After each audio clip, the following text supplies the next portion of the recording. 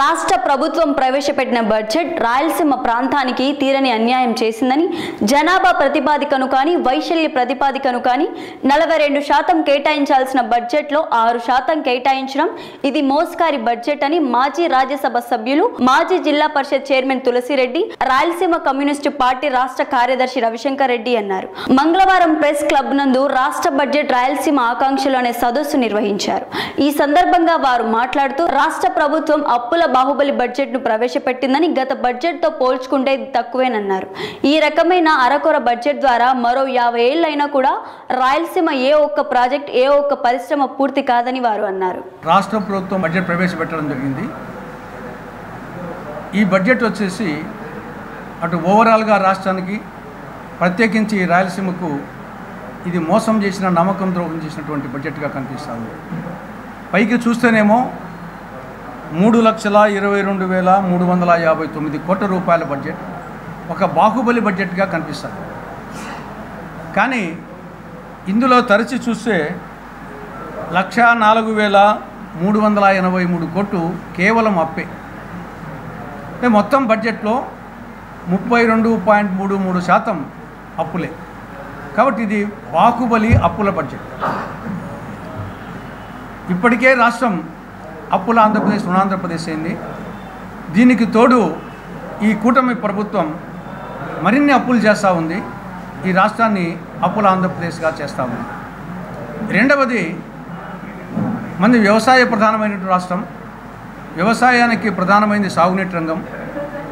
గతంలో కాంగ్రెస్ ప్రభుత్వాలు సాగునీటి రంగానికి దాదాపు 15% నిధులు కేటాయించేటి. ఇప్పుడు ఈ కూటమి ప్రభుత్వం కేవలం 3.5% నిధులు మాత్రమే సాగునీటి రంగానికి కేటాయించడం జరిగింది. కాబట్టి రాబో రోజుల్లో ఏ ఒక్క సాగునీటి ప్రాజెక్టు కూడా పూర్తి కాదు. దీనివలన రాష్ట్రము అభివృద్ధి పథంలో పయనించింది. మూడవది, ఈ యొక్క చంద్రబాబు ముఖ్యమంత్రిగా ఉన్నాడంటే, టీడీపీ కూటమి అధికారంలో ఉంది అంటే దానికి ప్రధానమైన కారణం సూపర్ 6 హామీలు.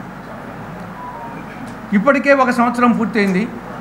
కనీసం 2వ సంవత్సరంలో సరే సూపర్ 6 హామీలకు తగిన నిధులు కేటాయిస్తాం అనుకుంటే, దాంట్లో ప్రధానమైనది యువతకు సంబంధించిన నిరుద్యోగ భృతి కింద ఈ సంవత్సరం ఇవ్వలేదు, వచ్చిన సంవత్సరం కేటాయింపు లేవు. ఆ విధంగా నిరుద్యోగులను నమ్మించి మోసగించిన ప్రభుత్వం. రెండవది, తల్లికి వందనం కింద ఈ సంవత్సరం 1 పైసా ఇవ్వలేదు, వచ్చే సంవత్సరం కూడా నిధుల కేటాయింపు దాదాపు సగమే చేసింది. కాబట్టి విద్యార్థుల సంఖ్యను తగ్గిస్తుంది లేదా అమౌంట్ను తగ్గిస్తుంది. కాబట్టి అదే వాళ్ళకు అన్యాయం చేయడం జరిగింది. మూడవది, రైతులకు సంబంధించి రైతు భరోసా కింద, రైతు అన్నదాత సుఖీభవ కింద ఈ సంవత్సరం పైసా ఇవ్వలేదు, వచ్చే సంవత్సరం కూడా నిధుల కేటాయింపు అరకొరగా ఉంది. ఆ విధంగా రైతులను మోసగించింది. 4, ఎస్సీ, ఎస్టీ, బీసీ మైనారిటీలకు వాళ్లకు 50 ఏళ్ళకే పెన్షన్ ఇస్తామని చెప్పడం జరిగింది. దానికి ఈ సంవత్సరం నిధులు ఇవ్వలేదు, వచ్చే సంవత్సరం కూడా నిధులు కేటాయించలేదు. ఆ విధంగా వాళ్ళను మోసగించడం జరిగింది.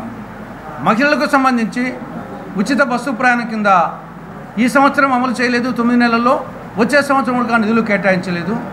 మహాశక్తి పథకం కింద 19-59 సంవత్సరాల మధ్య ఉండే మహిళలకు నెలకు 1,500 రూపాయలు ఆర్థిక సహాయం చేస్తామని చెప్పి దాన్ని ఈసారి లేదు, వచ్చే సంవత్సరం కూడా బడ్జెట్ కేటాయించలేదు.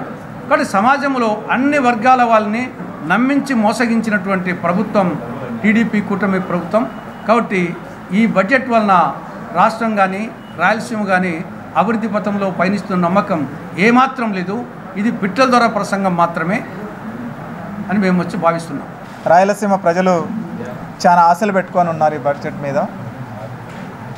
ముఖ్యమంత్రి చంద్రబాబు జగన్ ప్రభుత్వ హయాంలో జరిగిన అన్యాయాలని, రాయలసీమకు జరిగిన నష్టాలని నివారిస్తాడేమో అని, కొంతైనా మెరుగుపరిచి రాయలసీమ ప్రజలకు బడ్జెట్లో ఏమైనా ప్రయోజనాలు చేకూరుస్తారేమో అన్న ఆకాంక్షని రాయలసీమ ప్రజలు పెట్టుకొని ఉన్నారు. ఆ ఆకాంక్షల మీద నీళ్లు చల్లుతూ రాష్ట్ర ప్రభుత్వం రాయలసీమ ప్రజలకు మళ్ళీ నిరాశనే మిగిలిచ్చిందని చెప్పి నేను చెప్పదలుచుకున్నాను. ముఖ్యంగా రాయలసీమలో 3 విషయాలు కావాల్సి ఉంది. ఒకటి, సాగునీటి పారుదల రంగానికి నిధులు ఇవ్వాలి. రెండోది, కొత్త పరిశ్రమలు పెట్టాలి. మూడోది, విద్యా వైద్యానికి డబ్బులు ఇవ్వాలి. ఈ 3 రంగాల్లో రాయలసీమకు అన్యాయం జరిగింది. మొత్తం ప్రాజెక్టులకు కేటాయించిందే 11,000 కోట్లు రాష్ట్రం అంతా. అందులో రాయలసీమ ప్రాజెక్టులకు కేటాయించింది 3,500 4,000 కోట్లకు మించి లేదు. 4,000 కోట్లతో రాయలసీమలోని గాలేరి నగిరి, హంద్రీనివా, లేకపోతే వెలిగొండ, లేకపోతే వేదవతి, లేకపోతే గండ్రేవుల, లేకపోతే రాజోలి రిజర్వాయర్ ప్రాజెక్టులు ఎప్పుడు పూర్తి అవుతాయని చెప్పి నేను ఈ ప్రభుత్వాన్ని ప్రశ్నిస్తున్నాను. ఈ లెక్కన కేటాయించుకుంటూ పోతే ఇంకొక 20-30 సంవత్సరాలు కూడా రాయలసీమ ప్రాజెక్టులు పూర్తి కావు, రాయలసీమ రైతులు బాగుపడరు, రాయలసీమలోని 1 కోటి ఎకరాల భూమి సాగులోకి వచ్చే అవకాశమే లేదు అని చెప్పి నేను చెప్పదలుచుకున్నాను.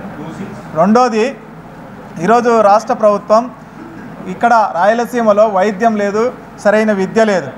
అయినా కూడా ఇక్కడ ప్రభుత్వాలకు కావాల్సినటువంటి విద్యా వైద్య సంస్థలకు నిధులు కేటాయించడంలో ఈ ప్రభుత్వం సరిగా చేయలేదు. ఉపాధి కోసం ఏమైనా కొత్త పరిశ్రమలు ఏమైనా తెస్తారా అని చూస్తే అన్ని మాటలే చెప్తున్నారు. వచ్చిన పొద్దుటి నుంచి అదో కొప్పర్తికి 2,500 కోట్లు, ఇదో కొప్పర్తికి 1,650 కోట్లు, అదో అనంతపురానికి మహర్దశ, అదో ఓర్వకల్లుకు మహర్దశ అని చెప్పడమే తప్ప అసలు భూమి మీద ఏమి జరగడం లేవు. ఒప్పందాలు లేవు, శంకుస్థాపనలు లేవు, లేకపోతే భూమి పూజలు లేవు. అదే అమరావతిలో భూమి పూజలు జరుగుతున్నాయి, శంకుస్థాపనలు జరుగుతూ ఉన్నాయి, ఒప్పందాలు జరుగుతూ ఉన్నాయి. ఈరోజు అమరావతికి 60,000 కోట్ల రూపాయలు టెండర్లు పిలుస్తూ ఉన్నారు, రాయలసీమలో 0 టెండర్లు పిలుస్తూ ఉన్నారు. కాబట్టి రాయలసీమ ప్రజల ఆకాంక్షలను తీర్చడంలో రాష్ట్ర బడ్జెట్ విఫలమైంది అని చెప్పి రాయలసీమ కమ్యూనిస్ట్ పార్టీగా మేము భావిస్తున్నాం. తక్షణమే సరిదిద్దాలి, బడ్జెట్లు సవరణ చేయాలి. లేకపోతే రాయలసీమ ప్రజలు జగన్మోహన్ రెడ్డికి ఏ రకమైన తీర్పు ఇచ్చినారో రేపు మీకు అదే రకమైన తీర్పు ఇస్తారు, జాగ్రత్త అని చెప్పి హెచ్చరిస్తూ ఉన్నాం.